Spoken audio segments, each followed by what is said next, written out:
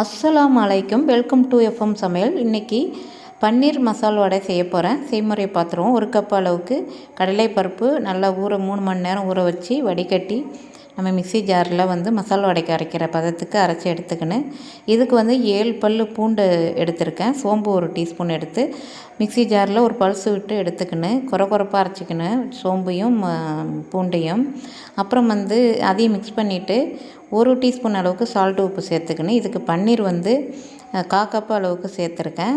2 வெங்காயம் நல்லா பொடிசாக கட் பண்ணிக்கின்னு அப்புறம் 2 கொத்து கருவேப்பிலை, கொஞ்சமாக மல்லி தழை போட்டுக்கின்னு 3 பச்சை மிளகாய் போட்டிருக்கேன்.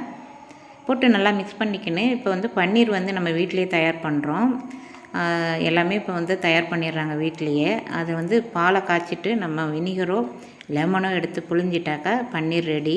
ஒரு காட்டன் துணியில் நம்ம வடிகட்டி எடுத்துக்க வேண்டியது தான். பன்னீரையும் மிக்ஸ் பண்ணிவிட்டு இதோட கொஞ்சம் மிளகுத்தூள் 1/4 டீஸ்பூன், ஜீரகத்தூள் 1/4 டீஸ்பூன், மிளகாய்த்தூள் 1/4 டீஸ்பூன், கரம் மசாலா 1/4 டீஸ்பூன் போட்டாக்கா இன்னும் சுவை கூடுதலாக இருக்கும். நான் பச்சை மிளகாய் மட்டும் போட்டுக்கிட்டேன். இப்போ மசாலா வடைக்கெலாம் இந்த மசாலா வகையெல்லாம் சேர்க்கக்கூடாது. பன்னீர் சேர்க்கறதுனால இந்த மசாலாலாம் போட்டு செய்தாக்கா சுவை கூடுதலாக இருக்கும். இப்போ அடுப்பை ஆன் பண்ணிவிட்டு ஒரு கடாய் வச்சுருக்கேன். ஆயில் விட்டுட்டு நம்ம சூடு வந்ததும் நம்ம மசால் வடை ஒன்று ஒன்றா போட்டு எடுக்க வேண்டியது தான். சூப்பரான மசால் வடை ரெடி ஆகிருக்கு. என்னோடய எஃப்எம் சமையலுக்கு மறக்காமல் சப்ஸ்கிரைப் பண்ணிவிடுங்க. பெல் பட்டனை ப்ரெஸ் பண்ணுங்கள். அப்போது தான் எனது வீடியோ உடனுக்குடன் உங்களை சேரும். உங்கள் ஃபேமிலி அண்ட் ஃப்ரெண்ட்ஸுக்கு ஷேர் பண்ணி விட்டுடுங்க. அனைவரும் லைக் பண்ணுங்கள், எனக்கு என்கரேஜாக இருக்கும். சூப்பரான பன்னீர் மசால் வடை ரெடி ஆயிடுச்சு.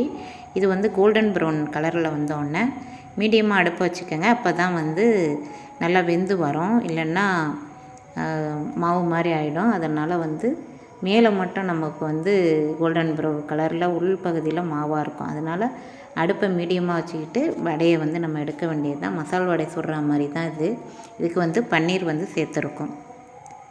சூப்பரான பன்னீர் மசால் வடை ரெடி ஆகிடுச்சு. அனைவரும் சாப்பிடுவாங்க. இது இஃப்தார் ஸ்பெஷல். அடுத்த சூப்பரான வீடியோவில் உங்களை சந்திக்கிறேன். அதுவரை விடைபெற்று மீண்டும் சந்திப்போம். தேங்க்யூ ஃபார் வாட்சிங். பபாய்.